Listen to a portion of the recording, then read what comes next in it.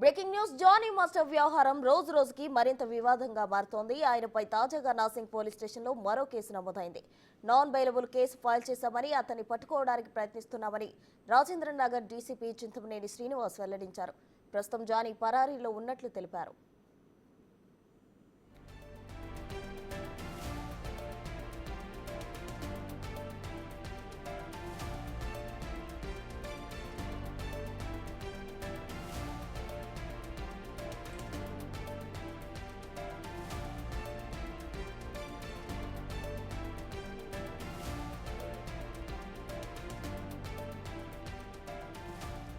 Johnny master వ్యవహారం రోజు రోజుకి మరింత వివాదంగా మారుతోంది. ఆయనపై తాజాగా నాసింగ్ పోలీస్ స్టేషన్లో మరో కేసు నమోదైంది.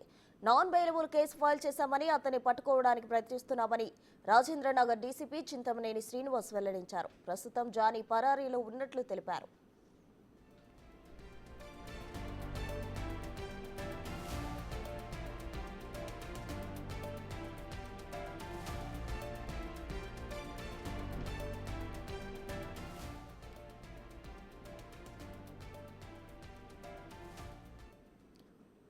జానీ మాస్టర్ వ్యవహారం రోజు రోజుకి మరింత వివాదంగా మారుతోంది. ఆయనపై తాజాగా నాసింగ్ పోలీస్ స్టేషన్లో మరో కేసు నమోదైంది.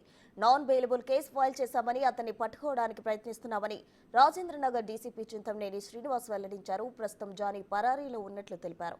దీనికి సంబంధించి తాజా సమాచారం మా ప్రతినిధి రాణా ప్రతాప్ అందిస్తారు. రాణా,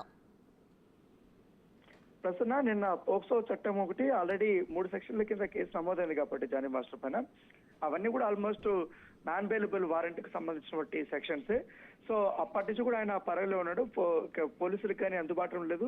2 ఫోన్లు కూడా సిమ్ములు తీసేశాడు, స్విచ్ ఆఫ్ చేసి పెట్టాడు. ఎక్కడ కూడా అతని ఆచూకీ కోసం మేము ప్రయత్నిస్తామంటూ కూడా పోలీసులు నిన్న తెలపడం జరిగింది. ఇదే అంశంపైన వ్యక్తి కూడా మాదాపు ఏదైతే రాజేంద్రనగర్ డీసీపీని కలిసినప్పుడు ఆయన ఈ విషయాన్ని వెల్లడించినటువంటి పరిస్థితి కనపడుతుంది. ఎందుకంటే తొలుత నుంచి కూడా జానీ మాస్టర్ ఏదైతే విక్టిమ్ విషయంలో చాలా కఠినంగానే వ్యవహరించారు. అమ్మాయి 16 సంవత్సరాలు 17 సంవత్సరాల వయసులోనే అమ్మాయి అసాల్ట్ కి గురైందనేసి కూడా నిన్న వాళ్ళు చెప్పినట్టు